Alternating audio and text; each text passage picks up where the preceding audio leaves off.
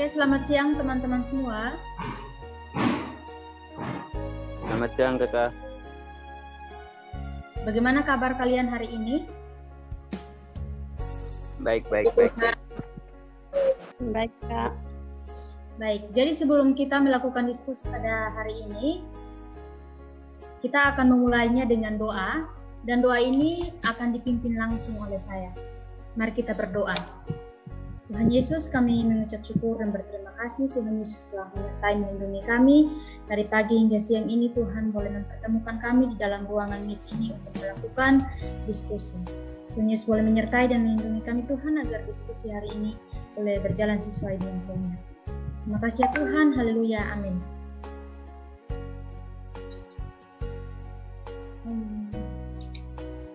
Baik. Jadi saya sebelum kita memulai diskusi pada hari ini, saya akan memperkenalkan diri terlebih dahulu. Perkenalkan, nama saya Alda Riswani Puaraja. Saya di sini sebagai moderator yang akan memimpin jalannya diskusi kita pada hari ini. Jadi topik yang akan kita bahas dalam diskusi hari ini tentang prosedur pengajaran membaca dengan PPB. PPB atau prabaca, pengenalan kata, pemahaman dan membaca fungsional. Oleh karena itu saya memberikan kesempatan untuk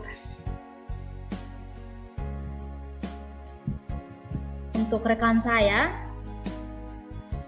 kepada Melinda Victoria Hinuk, saya persilakan.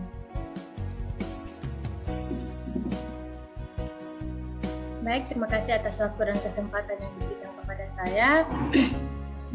Di sini saya akan membawa materi yang pertama mengenai prosedur pengajaran membaca dengan PPB, yaitu prabaca, pengenalan kata, pemahaman, dan membaca fungsional. Ada dalam kegiatan prabaca di sini terdapat beberapa langkah. Yang pertama, sambil menulis kalimat atau kata, tunjukkan kepada murid bahwa kita membuat gerakan dari kiri ke kanan. Demikian juga kita membaca kalimat buat murid kita sendiri. Di samping itu kita menunjukkan telunjuk kita di bawah kata-kata dari kiri ke kanan, dan janganlah berhenti pada setiap kata yang kita baca. Nah, contoh yang dari langkah yang pertama ini sangat mudah untuk diterapkan kepada anak-anak, di mana kita menjelaskan kepada anak-anak atau anak-anak menulis kalimat, di mana kita menunjukkan kata-kata dari kiri ke kanan. Contoh salah satunya saya memberikan contoh seperti ini, teman-teman.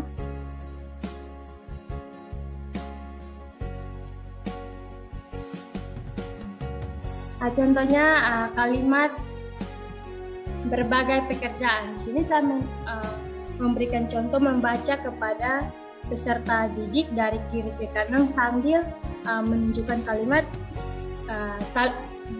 telunjuk saya di bawah kalimat. Contohnya begini, berbagai pekerjaan. Nah, di situ anak-anak bisa paham dengan apa yang kita jelaskan dengan kalimat yang ada.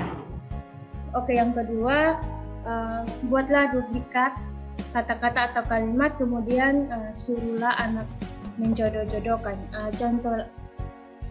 Contoh yang kita berikan kepada anak-anak yaitu kata atau kalimat, yaitu kayak orang dan barang. Itu kita menjodohkan kata orang dan barang tersebut. Yang kedua, suruhlah anak-anak mencari kata-kata yang bersajak dengan kata-kata yang ada dalam wacana.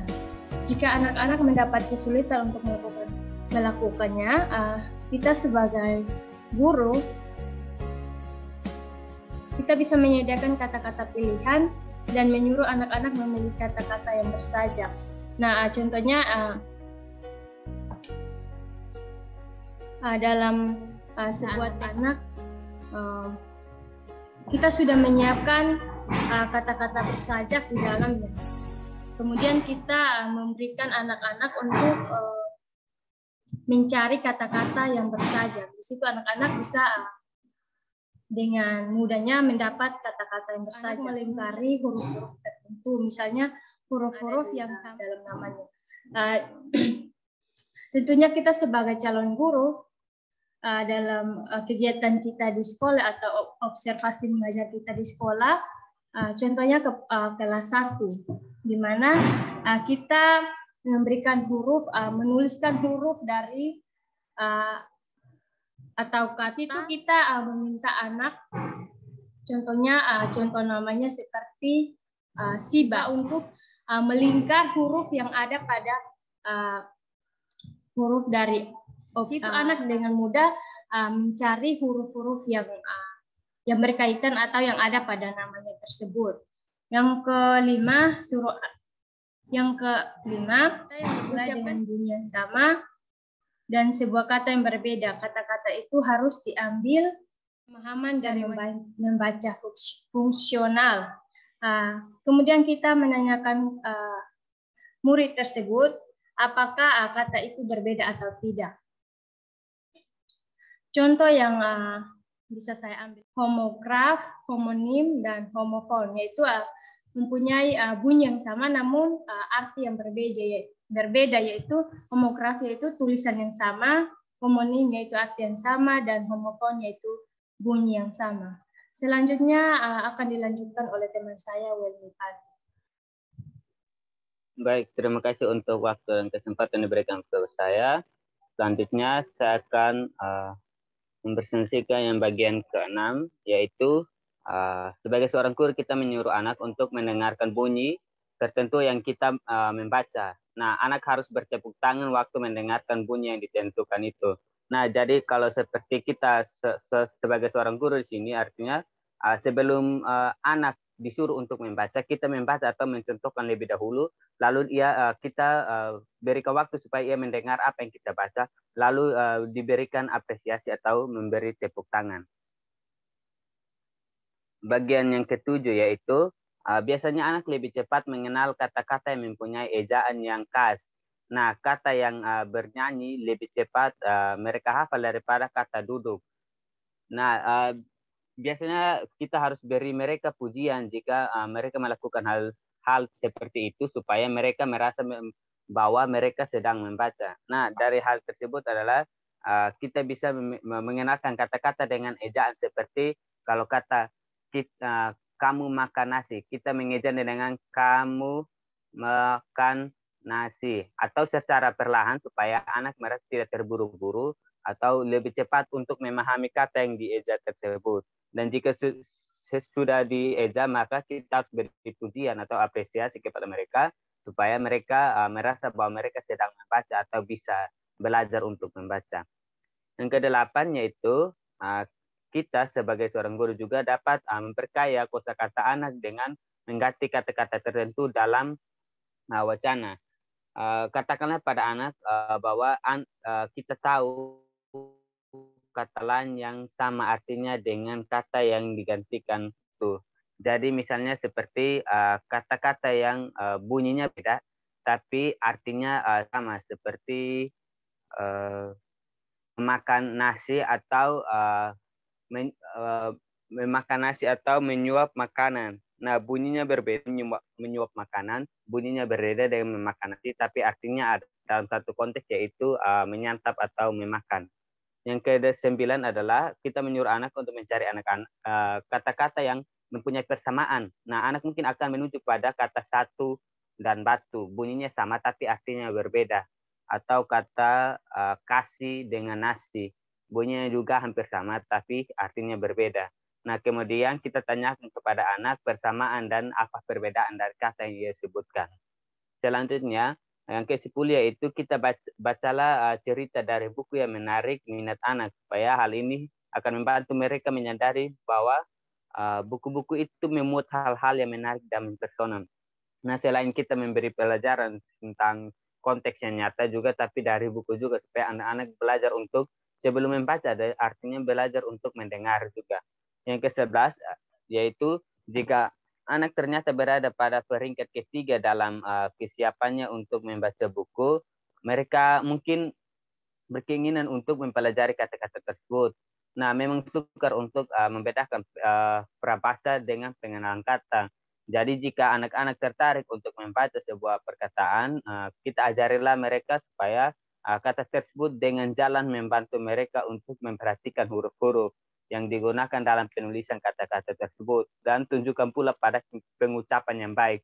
Seperti yang biasa dijual, yaitu kata-kata babi, bu, bebo, caci, cu, ceco. Nah, dari hal tersebut, mereka juga yang paling membedakan di sini adalah ciri khas dari bunyi-bunyi tersebut. Jadi seperti kata ini Ibu Budi, ini Bapak Budi, ini Kakak Budi. Nah, dari bunyi-bunyi khas tersebut mungkin mereka belajar untuk mendengarkan apa yang kita bisa berikan kepada mereka.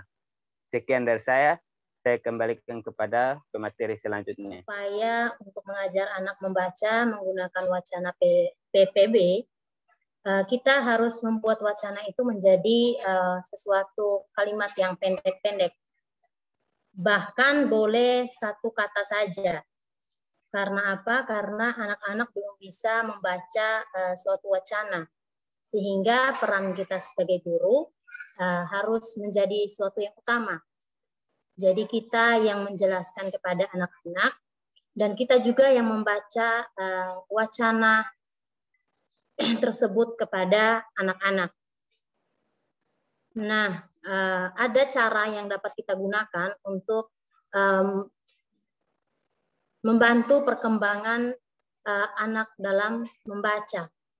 Yang pertama adalah kita membuat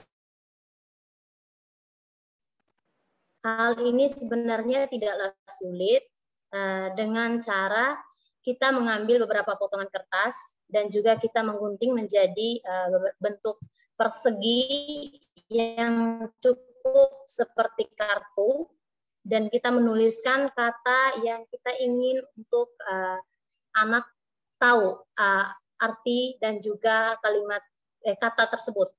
Kemudian yang kedua, pada waktu pembelajaran kosakata, mungkin kita berkeinginan agar anak menelusuri kata yang diucapkan.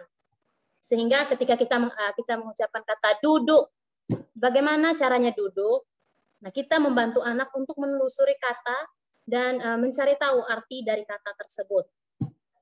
Kemudian yang ketiga, kartu-kartu yang sudah kita buat tadi bersama dengan anak bisa digunakan untuk menyusun kata menjadi suatu kalimat. Karena kartu yang tadi telah kita buat menjadi bank kata, maka kita dapat meminta siswa untuk menyusun kata-kata dari beberapa kata menjadi satu kalimat yang utuh. Contohnya seperti ada 3 kartu dengan tulisan saya, pasar, dan pergi. Kemudian kita meminta siswa untuk menyusun kata tersebut menjadi suatu kalimat yang baku. Kemudian yang keempat, kita menyuruh anak untuk mencari kata-kata yang ada di dalam kartunya. Dimulai dengan huruf depannya. Contohnya seperti kita menyuruh anak-anak untuk mencari kata yang terletak di dalam kartu, yang dituliskan di dalam kartu, dengan huruf depannya K. Kemudian anak-anak mulai mencari, oh iya ini huruf K. Kemudian kita meminta mereka untuk membacakan apa kalimat, apa kata yang ada di dalam kartu yang anak pegang. Diawali huruf K. Jika memang ia memegang kartu dengan kata kakak, maka anak akan mengeja kata tersebut dengan kita meminta agar tidak menyebutkan satu persatu huruf dari kata tersebut, melainkan mengucapkan kata tersebut dengan ejaan yang baik. Kemudian yang kelima, setelah anak mengenal banyak kata yang merupakan dasar, kita mungkin mempunyai keinginan untuk memperkaya mereka dengan kata-kata lisan. Murid boleh melingkari kata-kata yang sudah mereka kenal. Jadi dari bank kata yang kita bentuk dalam kartu tadi, Jika siswa sudah mampu membaca kalimat tersebut tanpa ejaan lagi, maka kita meminta siswa untuk mencentang atau melingkari kata tersebut. Sehingga tidak perlu mereka untuk mengulang kata itu, namun mereka dapat mempelajari kata-kata yang baru untuk menambah pengetahuan dan juga pengembangan, yaitu membimbing anak untuk mengenal kata-kata yang berembuhan. Artinya kita sebagai seorang guru, kita harus memberikan mereka pelajaran yang lebih lanjut lagi. Kita memberikan berimbuhan awalan itu seperti ber, me, dan di. Dan akhiran itu seperti kan, i, dan wan. Nah, kata berimbuhan awalan itu yang saya kasih contoh itu seperti ber, yaitu berbicara. Dan akhiran i, yaitu hormati. Yang awalnya anak tidak mengenal, hanya berbicara saja, dengan kita menambahkan imbuhan lagi di awalan ber, mereka akan mengetahui. Jadi mereka akan bisa melanjutkannya lagi dengan berbicara. Dan akhiran seperti hanya hormat, biasa bilang hormat saja, mereka bisa tambahkan i di akhiran, yaitu hormati. Yang berikut, yang ketujuh itu bimbing anak untuk menemukan suku-suku kata yang berakhiran dengan vokal atau konsonan.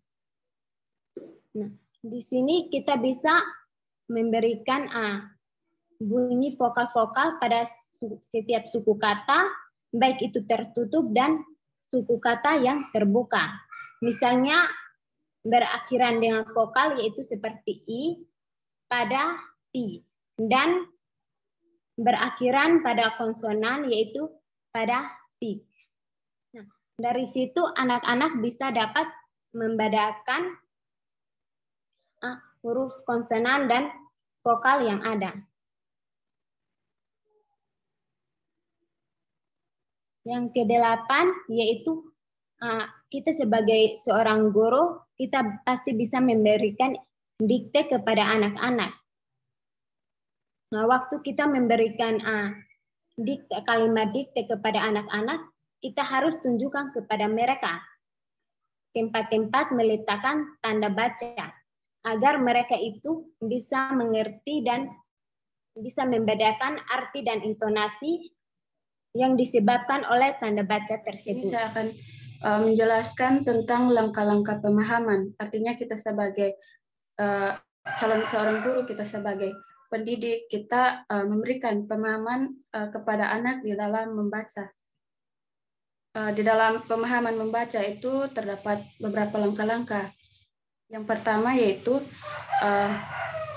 jika wacana yang diimlakan oleh anak-anak itu terdiri atas 2 kalimat atau lebih, kita menyuruh anak-anak untuk memberi sebuah judul. Nah, imlakan di sini yaitu sesuatu yang dikatakan atau dinyatakan supaya ditulis oleh orang lain. Kemudian anak-anak sudah menyatakan, kemudian kita meminta mereka untuk membuat judul dari pengalaman tersebut. Dapat berlatih untuk menentukan pokok dari pengalaman yang sudah mereka sampaikan. Kemudian yang kedua yaitu waktu mengimlakan pengalamannya, kita menjelaskan kepada mereka sebab kejadian yang satu harus direkam terlebih dahulu. Artinya di sini bahwa pentingnya masalah urutan kejadian dari pengalaman mereka itu agar mencapai suatu urutan yang jelas. Dengan demikian, anak akan menyadari pentingnya tentang persamaan-persamaan kata yang mereka peroleh. Yang ketiga yaitu kita sebagai pendidik juga kita menyuruh anak-anak mengklasifikasikan kata-kata atas kelompok, warna, binatang, benda, perbuatan, dan sebagainya. Artinya di sini anak-anak